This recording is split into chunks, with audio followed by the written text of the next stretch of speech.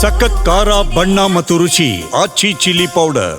ಅಧಿವೇಶನಕ್ಕೂ ಮೊದಲು ಕರ್ನಾಟಕ ರಾಜ್ಯ ಕಾಂಗ್ರೆಸ್ ಪಾಳೆಯದಲ್ಲಿ ಶುರುವಾಗಿದ್ದ ಅಧಿಕಾರ ಹಸ್ತಾಂತರ ಪ್ರಕ್ರಿಯೆ ಅಥವಾ ಚರ್ಚೆಗಳು ಬೆಳಗಾವಿ ಅಧಿವೇಶನದಲ್ಲೂ ಕೂಡ ಸದ್ದು ಮಾಡಿತ್ತು. ಡಿ.ಕೆ. ಶಿವಕುಮಾರ್ ಅವರದ್ದೇ ಆದ ಹೇಳಿಕೆಯನ್ನು ಕೊಟ್ಟಿದ್ರು, ಸಿದ್ದರಾಮಯ್ಯನವರು ಕೂಡ ಅವರದ್ದೇ ಆದ ಹೇಳಿಕೆಯನ್ನು ಕೊಟ್ಟಿದ್ರು. ಅಧಿವೇಶನ ಮುಗಿದಿದೆ, ಇದೀಗ ದೆಹಲಿಯತ್ತ ಪ್ರಯಾಣ ಬೆಳೆಸ್ತಾ ಇದ್ದಾರೆ ಡಿ.ಸಿ.ಎಂ. ಡಿ.ಕೆ. ಶಿವಕುಮಾರ್. ಆ ಮುಖಾಂತರ ಬೆಂಗಳೂರು ಬೆಳಗಾವಿಯಲ್ಲಿ ಚರ್ಚೆ ಆಗಿದ್ದ ಪವರ್ ಶೇರಿಂಗ್ ಆಟ ಡೆಲ್ಲಿಯ ಅಂಗಳಕ್ಕೆ ಮತ್ತೆ ಶಿಫ್ಟ್ ಆಗ್ತಾ ಇದೆ.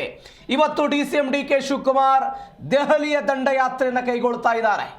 ಅಧಿಕಾರ ಹಸ್ತಾಂತರ ಪ್ರಕ್ರಿಯೆ ಸಂಬಂಧಪಟ್ಟಂತೆ ಡಿ.ಸಿ.ಎಂ. ಡಿ.ಕೆ. ಶಿವಕುಮಾರ್ ಸರ್ಕಸ್ ಮಾಡ್ತಾ ಇರೋದು.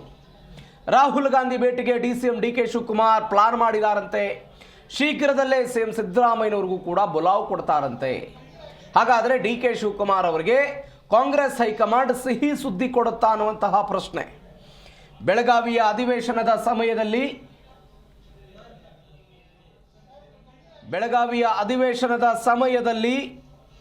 ಕೆಲವೊಂದಿಷ್ಟು ಬೆಳವಣಿಗೆಗಳಾಗಿತ್ತು.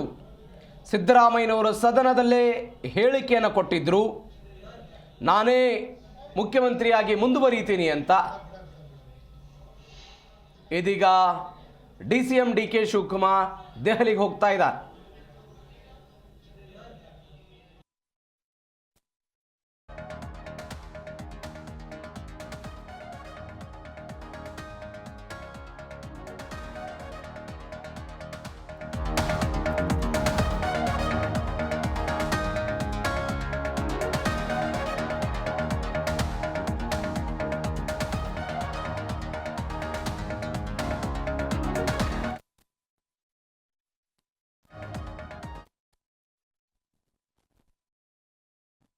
ಕುಮಾರ್ ರಾಹುಲ್ ಗಾಂಧಿ ಅವರನ್ನು ಭೇಟಿ ಮಾಡೋ ಸಾಧ್ಯತೆ ಇದೆ.